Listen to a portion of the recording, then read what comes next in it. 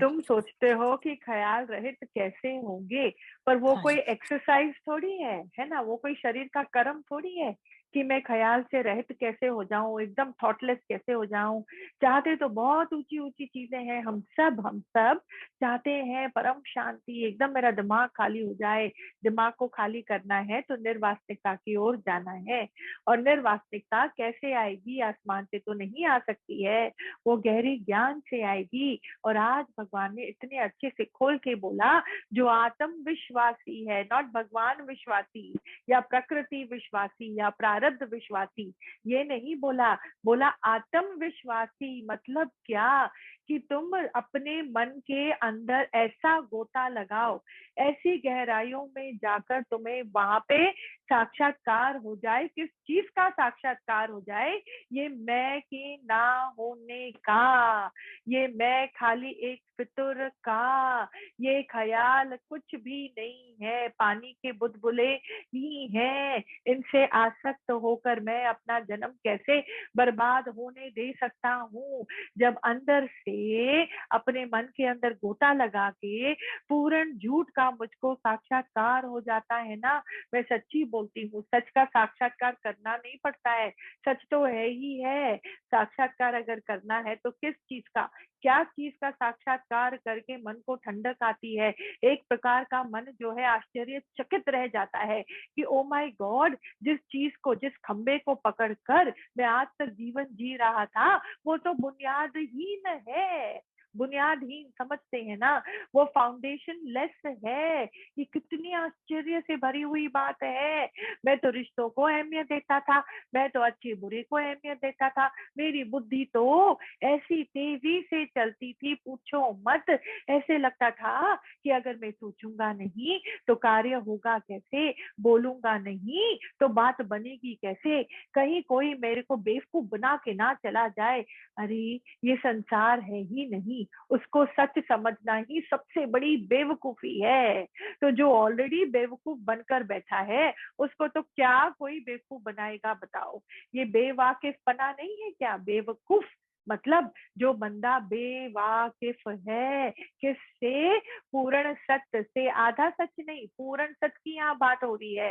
हाँ, आधा सच में तो हमने अभी तक का जन्म निकाल दिया।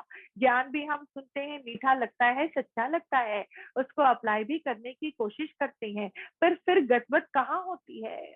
कहाँ गड़बड़ी होती है? कहाँ हमसे गफलत हो जाती है? यू टेल मी कि अंदर में अभी भी वासनाएं और चंचलताएं है कि नहीं? जब मेरी प्रकृति में कहीं से भी किसी भी प्रकार का रोड़ा आ जाता है तो मन कितना भड़क जाता है, कितना अंदर से तकलीफ आती है कि नहीं? हमको कितना सच लगता है। तुम बंदा देखेगा, तुम द्वेष करेगा तो अंदर में क्या है? दुख जरूर लगेगा, अंदर में कचरा जरूर पड़ेगा। ये आधा सच है। कौन सा है आधा सच? इंसान भी देखा, फिर इंसान में भगवान को देखने की कोशिश करी। ये है आधा सच, ये है आधी समझ। मतलब भगवान तो है, पर मैंने क्या करा? मैंने बंदा भी देखा, और क्योंकि मैं बंदा देखता हूँ तो फिर जाके मेरे को मेहनत करनी पड़ती है भगवान देखने के लिए। तो इसलिए जब मेरे को समय मिला है, प्राण चल रही हैं, थोड़ा कर्म से भी मेरे को थोड़ा टाइम, फ्री टाइम मिलता है, तो मैंने अपने अंदर गहराई से झांक के देखा क्या? जिसने अपने आप को जाना उसने सर्व को जाना, जिसने अपने आप को जाना उसने सर्व को जाना। बोला ना कृष्ण ने अपने आप के अंदर में क्या पाया? उसने वो ही आत्मा पाई जो सर्व जगह हर जगह समाई, हर जगह समाई। फिर आप मेरी बात थोड़ा समझना, अंदर में आत्मा को देखना मतलब क्या है? मेरे अंदर में हर प्रकार की मांग का खत्म हो जाना, हर प्रकार की मांग का खत्म हो जाना। स्टेप बाय स्टेप ही बंदा गहरा उतर सकता है। फटाक से छलांग लगाएंगे और नीचे स्थल नहीं है तो डूब जाएंगे। इसलिए धीरे धीरे करके कदम नीचे करोगे तो हम एकदम गहराई तक पहुंचेंगे और हमारा बाल भी बांका नहीं होगा। एकदम बेबी स्टेप्स जो हम इंग्लिश में अंग्रेजी में बोलते हैं। तो पहले अपनी मन की सफाई की ओर जाना है, अपने अंदर का जो अहंकार को पहचानना है। जब मन बिगड़ता है तो उसका राज मुझको जानना है। कैसे ज्ञान को मैं अपने रोजाना जीवन में अप्लाई करूं, उसकी युक्ति मुझको समझनी है। अपने अंदर की ऑब्जर्वेशन शक्ति को मुझे बढ़ाना है। ये तो बहुत ही जरूरी कार्य है। अंदर में ऑब्जर्वेशन शक्ति को बढ़ाना बहुत बड़ा कार्य है। और ऐसी निष्ठा कर डालो मन के अंदर कि कभी भी बिगड़ी हुई बात को भी मैं आराम से संभाल सकूं। अगर मेरा मन विचलित नहीं होता तो बिगड़ा हुआ कोई भी खेल मेरे को विचलित नहीं कर सकता है, मुझको विचलित नहीं कर सकता है। और फिर मोस्ट इम्पोर्टेंट बात, किसी के दिल को तोड़ना तो बहुत आसान है। हम कैसे तोड़ते हैं लोगों के दिलों को पता है? उनसे अपेक्षाएं रखकर। हम अपने मन में से, हमको तो कोई किसी भी प्रकार की कमाई करनी आती नहीं है, हमको तो पुरुषार्थ करना है ही नहीं। हम ये बड़े बड़े वर्ड समझते हैं कि ग्रामर है, ये एक प्रकार का जो है प्रवचन ही तो चल रहा है, इसमें क्या बस बैठ जाओ प्रवचन सुन लो, हरिओम नाम ले लो भगवान का, मेरे सारे पाप धुल जाएंगे। ना जी ना, ऐसे नहीं होता है। ये खाली प्रवचन नहीं है, इससे तो हमें अपनी प्रवृत्ति को बनाना है, बदलना है। जो मेरी प्रेजेंट प्रवृत्ति है, the way I think, I am not joking. हम अभी भी अपने घर वालों से आस रखते हैं, हम अभी भी चाहते हैं कि सामने वाला समझे, अपनी गलती को कैच करे, उसको पकड़े। अगर वो चेंज नहीं कर रहा तो उससे हम सब दुखी हो रहे हैं। Now this is not fair. हम किसी और के कारण दुखी नहीं हो रहे हैं, हम अपने ही प्रवृत्ति के कारण दुखी हो रहे हैं। हमें कहाँ विश्वास को धारण करना है आप बताओ, कहाँ युक्ति को धारण करना है आप बताओ। हम चाहते हैं कि बस मेरी मर्जी का हो जाए, अगर मेरी मर्जी होने लग जाएगी ना तो मेरी मैं कभी खत्म नहीं होगी, कभी मुझे साक्षात्कार अपने झूठ का नहीं होगा, कभी मैं वो आत्म तक नहीं पहुंच सकता हूँ। आत्म तक का पहुंचना बहुत जरूरी है। तो पहले रोजाना जीवन में मन के साथ लग लगे की तरह लग जाना है। और कहाँ पे मालूम पड़ता है मेरा एग्जाम कौन सा है, जहाँ पे बात मेरे को हजम नहीं होती, मुझे सहन नहीं होता, मेरे अंदर में ऐसी वृत्ति आ रही है कि सामने वाले को कोई तो पकड़ के समझाए, कहीं से तो वो बंदा बदल जाए। वो सुनता क्यों नहीं, वो समझता क्यों नहीं, वो क्यों नहीं चेंज होता है? भले वो कोई भी होए, मेरा बेटा होए, पति होए, वो मेरे फादर होए, माँ होए, वो सिस्टर होए, ब्रदर होए, it's nobody's business, it is nobody's business to align with my whims and fancies। ये कोई कहीं पर नहीं लिखा है कि सामने वाला बंधा हुआ है कि वो आपकी सोच के अनुसार चले जिससे कि आपको आराम आए। और जब ऐसा होने लगता है ना संतों, जब मन में ऐसी भावनाएं होती हैं और ये हमको नेचुरल लगता है, वो घर जीने लायक होता ही नहीं है, वहां पे हम रह ही नहीं सकते हैं। तो इसलिए जिसने सत्संग सुना उसको सबसे पहले अपने मन को खत्म करने की, मतलब मन से ही जागने की सबसे पहले पुरुषार्थ करनी है, अपने ऊपर कृपा खुद करनी है। भगवान क्या है? भगवान है हमारे मन के मोड़ने में। भगवान क्या है? भगवान है हमारी सच्ची समझ में। भगवान है कुर्बानी के भाव में, प्रेम के और विशालता के भाव में। अपने विकार को कब समझ में आता है कि ये विकार है? अगर हमारे शब्द किससे भरे हैं? जहर से भरे हैं, क्योंकि हमारा back of the mind continuously non stop चलता ही रहता है, चलता ही रहता है। अच्छा, कैसे मालूम पड़े मैं कौन से रास्ते पे हूँ, मेरा रास्ता राइट है कि नहीं? जब मैं अपनी बातों को, अपने इमोशन को डिफेंड करने लगता हूँ, समझ में आ रहा है? डिफेंड करने लगता हूँ। संतो, इसको गहराई से समझना। मैं इसलिए ऐसा सोच रही हूँ क्योंकि ऐसा ऐसा है, मुझे इसलिए ऐसे बात करनी पड़ती है क्योंकि ऐसा ऐसा ऐसा है। Why you compromising? क्यों मैं अपने शब्दों का टोन ऊंचा करती हूँ? क्यों मेरे को अंदर से झूठ बोलने की जरूरत पड़ती है? क्यों मैं किसी के लिए वॉट एवर इट इज, मैं अपने सोल के साथ खिलवाड़ क्यों करती हूँ? मैं अपने पुण्य के साथ खिलवाड़ क्यों कर रही हूँ? मेरे मन में अगर गलत फितरत बैठ जाएगी ना संत, वो एक टाइम आकर वो ही आदत बन जाएगी, फिर वो स्वभाव बन जाएगा, फिर वो संस्कार, और फिर भगवान भी नहीं बचा पाएगा हमको, भगवान भी नहीं बचा पाएगा हमको। तो इसलिए जिस दिन से मैंने ज्ञान सुना, उस दिन से मेरी जर्नी अंदर की ओर शुरू हो जाती है। बदलने के लिए हमारा ये रास्ता एकदम फर्स्ट क्लास है। बदलने के लिए तैयार हो जाना है मुझको, मेरे को अपने आप को बदलना है। ये नहीं कि हर हर बंदा बदल जाए। और बातें, कौन सी बातों को लेकर मैं मन में रखता हूँ, आप मुझे बताओ। इन चीजों से अगर मेरा मन धीरे धीरे करके मुक्त नहीं होगा, और फिर मुक्ति के लिए हमको कहीं और जाना नहीं है।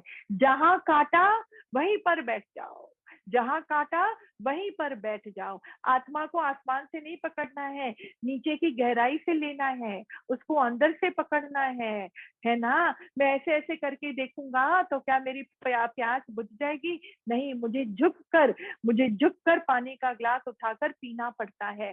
ऐसे ही मुझे झुक कर अपने मन के अंदर के विकारों को देखकर समझना होता है और उससे ऊपर उठना होता है।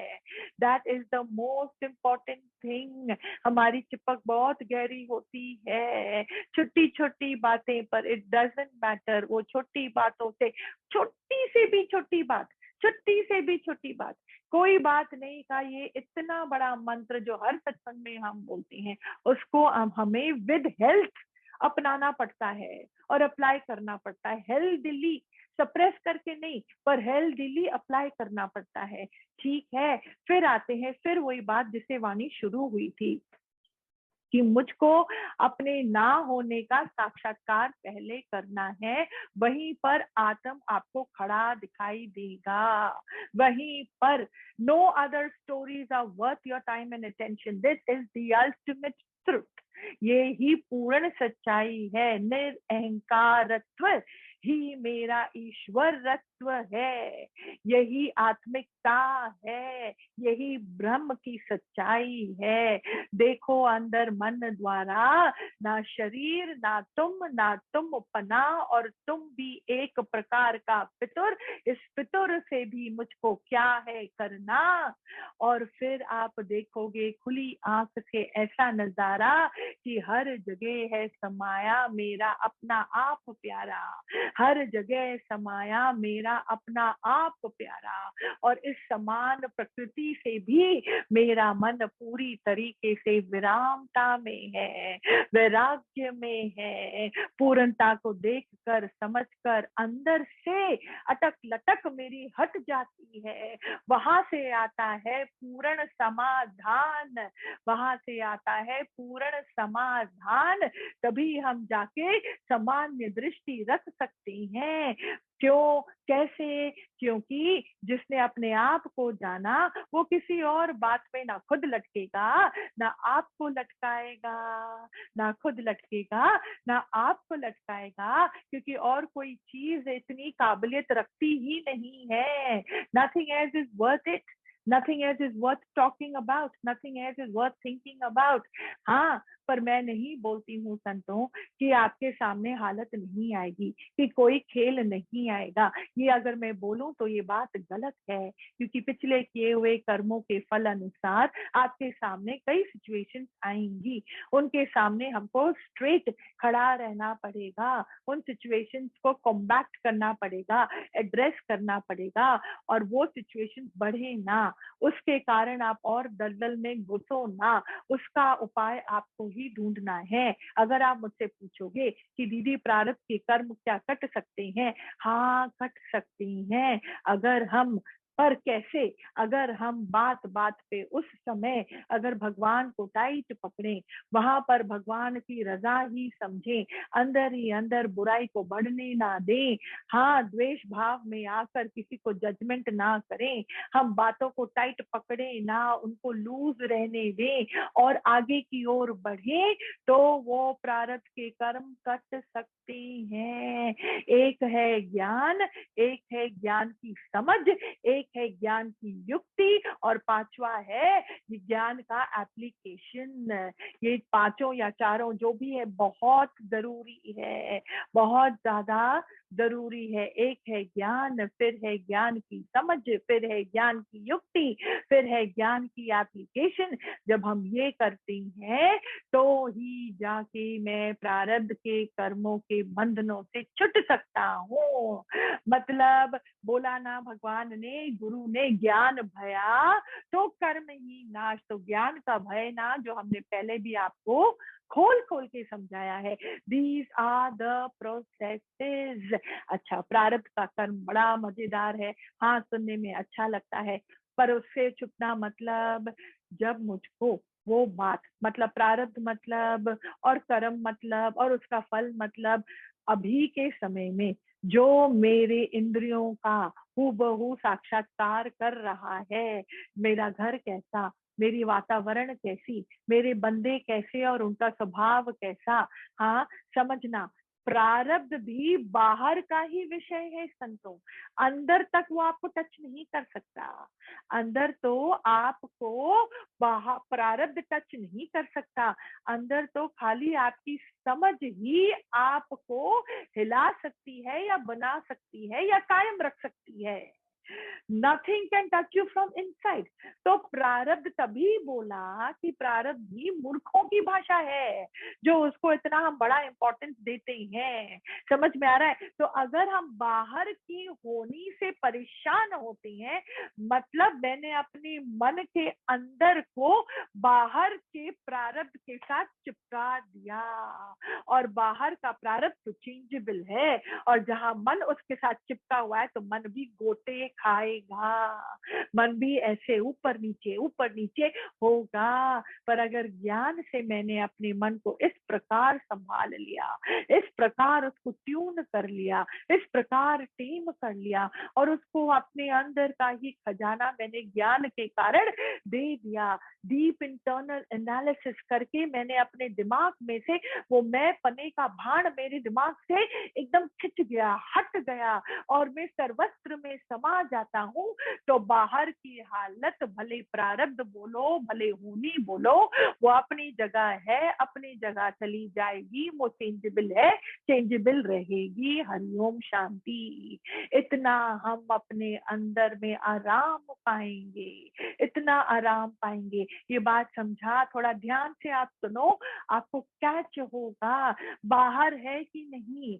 हर चीज, अगर आपके जीवन में फॉर एग्जाम्पल एक क्रैश आता है, बिजनेस का एकदम लॉस आता है, देखो हाँ, और एक टाइम था जब आपने प्रॉफिट भी देखा होगा, थोड़ी बरकत भी देखी होगी। हो नहीं सकता कि एक जन्म चक्र में हमको खाली एक प्रकार का सिचुएशन या एक प्रकार का ही प्रारब्ध हो या अनुभव हो, ऐसा हो नहीं सकता। तो आज अगर कमी है, जो अगर आपको इन आंखों से ऐसे दिखाई देता है, वो भी भरम है। हाँ संत, कमी का भी भरम है, क्योंकि जो शरीर को जरूरत है शरीर निर्वाह के लिए, उसके लिए मालिक बंधेला है।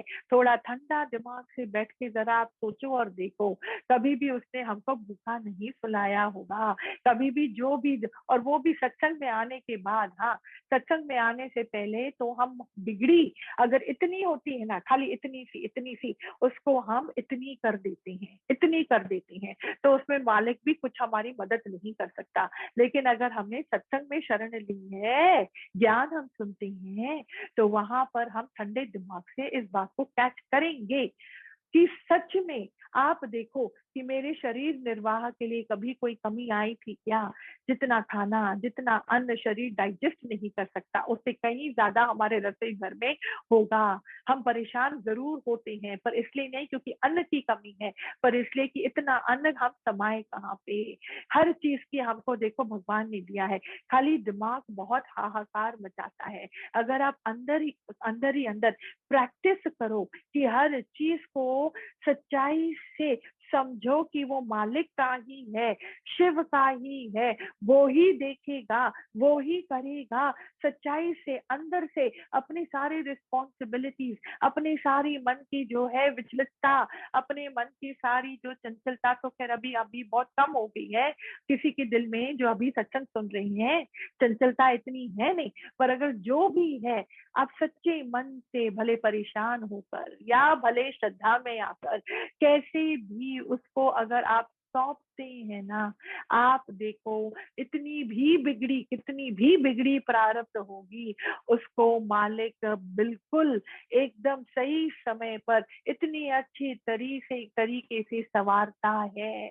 हमने अपनी आंखों से एक बार नहीं कितनी बार अपने इस जन्म में इस चीज का हमने साक्षात्कार किया है, अनुभव किया है। जो सच्चे मन से मालिक को पुकारता है, मालिक उसकी लाज जरूर रखता है, उसको ज्ञान में भी लेकर आता है और उसको ज्ञान में आगे बढ़ाता भी है। और हमारी आवाज मालिक कब फटाफट सुनता है, जब हम सत्संग में आने लग जाते हैं, तो एकदम फटाफट हमारी बात वो सुनता है। फिर ज्ञान से आप समझो, फिर ज्ञान से कि प्रारब्ध जो है किस चीज का खेल है, वो बाहरी खेल है, वो अंदर का खेल नहीं है। मतलब वो अंदर तक मुझको हिलाने की क्षमता नहीं रख सकता, क्योंकि प्रारब्ध तो खाली जड़ प्रकृति का दूसरा नाम है, जड़ प्रकृति का दूसरा नाम है। A feeling is an internal thing, how I feel is my internal aptitude. आप अब भले ही आपके पास कुछ हो ना हो, ये तो पदार्थों की बात है ना, पदार्थों की बात है। एक है पदार्थ वाली दुनिया, फिर है मान अपमान वाली दुनिया। पदार्थों वाली दुनिया, फिर है मान अपमान वाली दुनिया। पदार्थ वाली दुनिया में हर चीज आता है, पाई पैसा चीजें ये वो। मान अपमान में आता है शब्द, इमोशन, ये वो। ये है ये वाली दुनिया। ये दोनों दुनिया जो है मेरे मन को छू नहीं सकती। अगर आज आप जिस प्रकार से आप अपने मन के साथ मेहनत करते हो ना, वो उसी प्रकार की सोच रखेगा, वैसे ही फीलिंग उसको इस समय आएगी। कोई कैसा भी होवे, कोई कुछ भी करता होवे, यहाँ पे चीजों की तो बात ही नहीं है। आप समझ रहे हो मेरी बात? गहराई से समझना कि मुझे दुखी करने वाला कोई संसार में पैदा हुआ ही नहीं है। मैं ही अपने लिए टारगेट बनाता हूँ, और जब मेरे से ही वो अचीव नहीं होता तो मैं ही दुखी होता हूँ। पर मैं आपसे ये सवाल पूछती हूँ, ये जो टारगेट हमने रखा है अपने लिए, उसमें सकाम कितना था और निष्काम कितना था? आपके सकाम कर्म में भगवान आहुति क्यों दे भला? वो क्यों अपना हाथ आपके सिर पर रखे? उसे किसका फायदा होने वाला है? ना ही आपका, ना ही ईश्वर का, और ना ही ईश्वर को के बंदों का। किसी को भी फायदा होने वाला नहीं है। बस मेरा काम बन जाए, मेरी ये बात हो जाए, मेरा घर खड़ा हो जाए, मेरा बिजनेस खड़ा हो जाए, मेरा बच्चा खड़ा हो जाए, मेरा ये खड़ा हो जाए। अरे उसमें किसका फायदा है? खाली मेरा, ऐसा मैं समझता हूँ। पर मैं स्वयं के सत्य से, जो अभी बोला, जो आत्मा का सत्य है, जो आत्मा का साक्षात्कार है, उससे तो मैं हटता चला जाता हूँ। तो वो तो डिवाइन एजेंडा है ही नहीं, वो तो हमारे मनुष्य जन्म का एजेंडा तो है ही नहीं। तो आपके सकाम में आहुति ईश्वर क्यों देगा? क्यों वो आपकी बात पूरी करेगा ना? This is not done. अगर मैं दुखी हूँ क्योंकि मैं मेरे घर में कोई मेरी बात नहीं सुनता है, मेरे साथ ऐसा व्यवहार होता है, वैसा व्यवहार होता है, हाँ, तो हमने भी कभी ना कभी किसी के साथ ऐसा व्यवहार किया होगा। हमने कभी भी अपने मन से किसी भी प्रकार की अरे मेहनत अनिवार्य है। या तो आप मेहनत करके कमाओगे, नहीं तो मेहनत करके घर में घर की सेवा करोगे, पर मेहनत तो अनिवार्य है। मार खाना भी निश्चित है। संसार में प्रकट जो होता है साकार रूप लेकर, उसको मार तो पड़ेगी ही, ये प्रकृति का नियम है। तभी तो जाके वैराग राग आता है और अंदर से चीख निकलती है, भगवान है मालिक, रख तू अपनी माया को, तेरी माया को नमस्कार है कि मांग कर मैंने करा क्या, मिला क्या, मांग कर मैंने पुण्य को डाउनलोड करा, वो मिला, फिर वो भी तो चेंजेबल है। आज जो चीज मिल जाती है उसकी आदत पड़ जाती है और फिर उसको मेरे से निकाल देता है मालिक, उस पर टाइम भी नहीं लगता और फिर मन दुखी होता है। आप देखो तो सही, समझो तो सही कि ये प्रकृति चलती कैसे है, कितना है इसमें, कुछ भी तो नहीं है। किस पे मैं मन लगाऊं? जहां बोला ना बंदे पे मन लगाएंगे तो मन को दुखी करेंगे, मन को दुखी करेंगे। तो अभी समझो, अगर मन दुखी होता है तो अभी भी मेरा मन आधारित है जड़ प्रकृति में, आधारित है किस जड़ प्रकृति, मतलब किस, कौन सी प्रकृति आप बताओ? जो पदार्थों की प्रकृति है, जिसमें पैसा भी आता है, चीजें भी आती हैं। फिर है मान और अपमान वाली प्रकृति, है ना, जिसमें शब्द भी आते हैं, इमोशंस भी आती हैं। तो इन चारों बातों के दायरे में अगर मेरा मन है तो जरूर दुख का अनुभव करेगा, दुख का अनुभव करेगा। जो हर बात में ईश्वर का आशीर्वाद को देख पाता है वो सच देख पाता है। जो हर जगह वो सामान्य सत्ता का ही दर्शन करता है वो सच देख रहा है। जो हमेशा अपने मन की ना सुनकर अपने अंदर की ईश्वर की आवाज को ही सुनता है वो सच सुनता है। जिसने अंदर में अनुभव किया है मैं ना होने का, उसका अनुभव परम सत्य है। इस बात को हम जितना पिएंगे, जितना अंदर लेके जाएंगे, उतना ही मेरा जन्म सिद्ध होगा, उतना ही मैं मालिक के आगे बोल सकूंगा कि मालिक मैंने तेरा ऋण चुकाया कि तूने मनुष्य चोला मुझको दिया, कि मालिक मैंने तेरा ऋण चुकाया कि तूने मुझको मनुष्य जन्म दिया। आज मैं परिपूर्णता को मैं प्राप्त हुआ, आज मैं परिपूर्णता को प्राप्त हुआ। जितना इस बात को गहराई से कैच करेंगे उतना आसमान की उड़ान भरेंगे। जैसे कृष्ण भगवान ने भी क्या बोला, कृष्णत्व, कृष्णत्व, कृष्ण की पूजा नहीं है, कृष्णत्व कृष्ण का नाम लेना नहीं है, कृष्णत्व कृष्ण की समझ को धारण करना है, कृष्णत्व कृष्ण की समझ को धारण करना है। और उस समझ में क्या भरा है आप बताओ? खाली आत्मा आत्मा नहीं भरी है, बहुत गहराई की समझ भरी है। जिसने गीता को पढ़ी और हमने भी समझाया था, हमको 1.5 या 2 साल लगे पूरी गीता को समझाने में। तो अगर उस बात को आपने गहराई से समझा तो मजा आ जाता है। हर बात की देखो कितनी युक्ति होती है, इतनी गहराई होती है।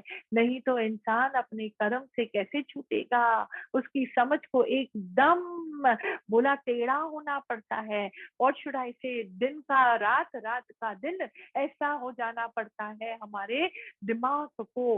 We have to turn into a new leaf and that's when we can actually start living.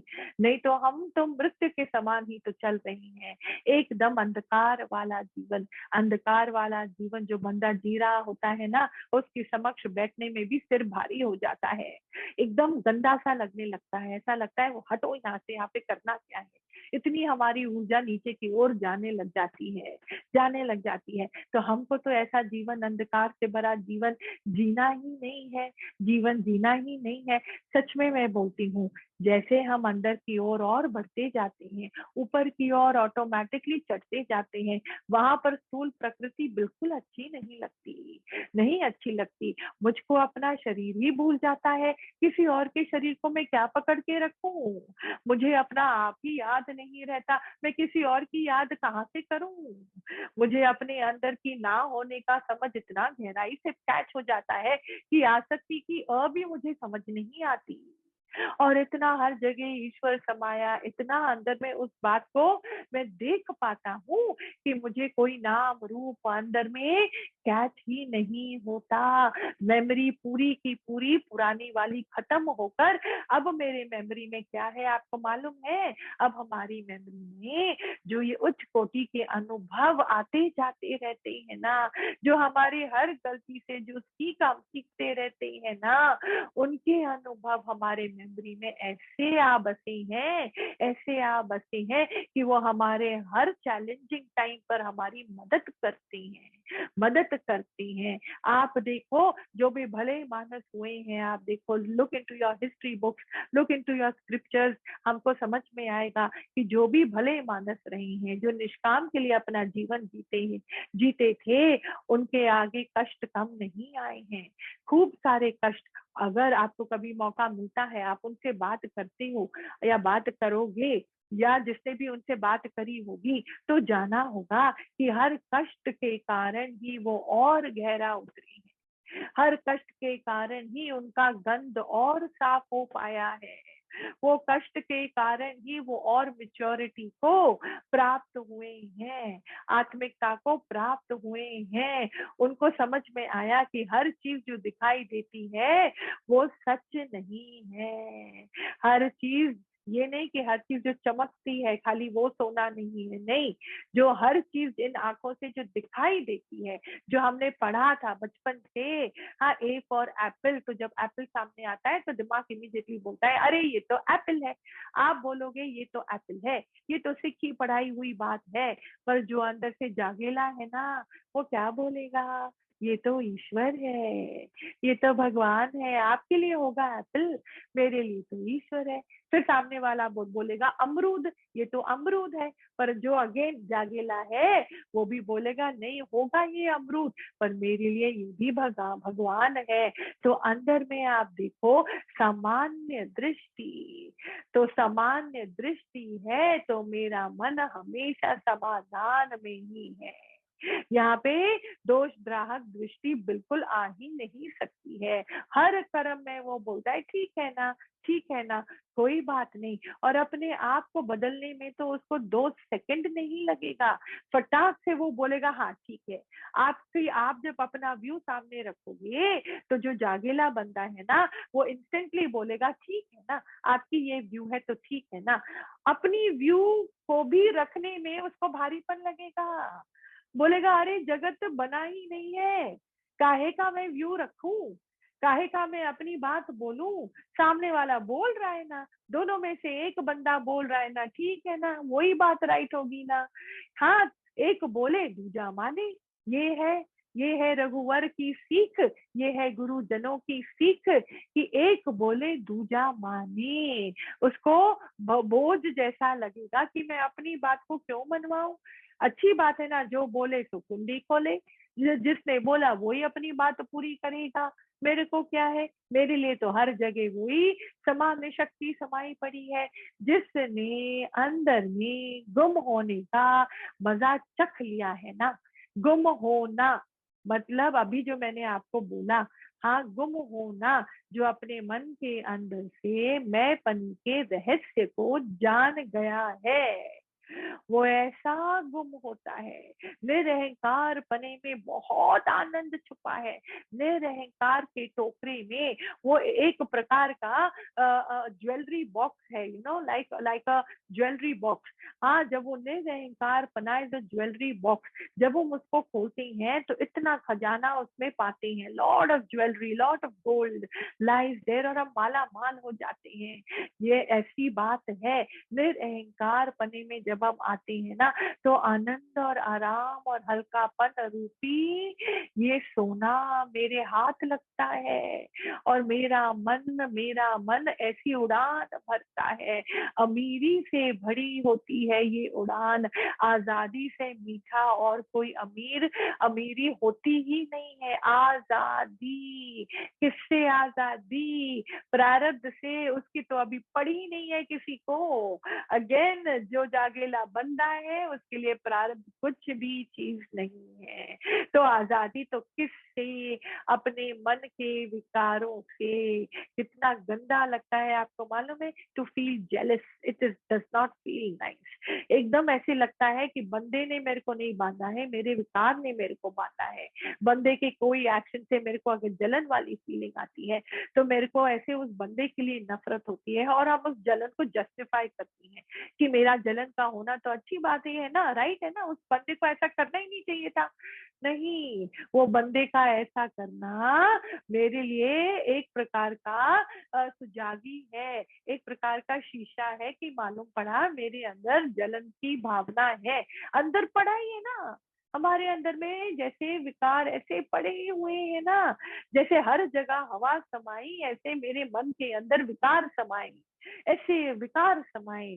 तो ये जलन से जब मैं मुक्ति पाता हूँ, हाँ भले प्रारब्ध सामने आए, पिछले किए हुए कर्मों का प्रारब्ध सामने आए, पर मेरे अंदर में वो मुझको हिला ना सके। तो कितनी बड़ी ये मुक्ति का अनुभव होता है, कितना ये आजादी का अनुभव होता है। मैं भगवान को और टाइट पकड़ता हूँ, मैं उसको अप्लाई करता हूँ, मैं ज्ञान को अपने ऊपर लगाता हूँ, सुना के नहीं आता हूँ किसी को। मैं नहीं हमने हमको ये बोलना ही नहीं है कि तुमने ज्ञान सुना, तुमने क्या करा, ये तो कोई ज्ञान नहीं है।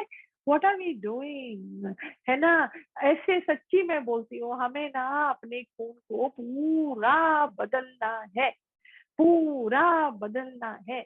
जैसे हम बोलते हैं ना किडनी के लिए डायलिसिस, हमको अपने अज्ञान को खत्म करके ज्ञान को लाना है। पूरा खून का डायलिसिस करना मतलब मेरी बुनियादी समझ कौन सी है, मेरी बुनियादी फितरत कौन सी है। अभी भी देखो मुझे अपनी मैं की जय जयकार अच्छी लगती है, जो हर जगह मैं अपनी मैं को बाहर करती हूँ। हाँ, अभी भी मुझको देखो अपने विकार को प्रोटेक्ट करने की फितरत है, तभी तो मैं हर जगह अपने आप को मैं जस्टिफाई करती हूँ। ये कितनी अंदर की बातें हैं।